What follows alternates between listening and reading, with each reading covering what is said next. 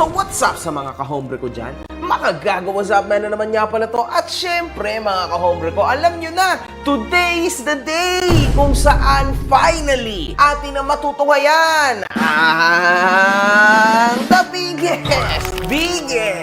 biggest Philippine looper na kupal mga kahombre ko. The biggest feeling VIP. Pero sino ba itong hinayupak na ito mga kahombre ko? Yan talaga yung question ko. The biggest, the longest mga kahombre ko. Ferdinand de la Merced, palakpakan sa ulo. Apo ng inang yan. San Pablo'y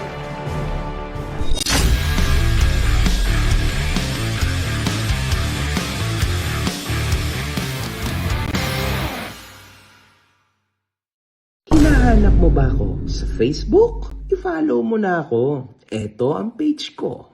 Si Ferdinand de la Merced o mas kilala bilang the Philippine Looper ay isang Filipino hiker na binabalak lakarin ang buong Pilipinas at makamtan ang Guinness World Record nito. Meron po itong 43,000 followers sa TikTok at 1 million followers sa Facebook.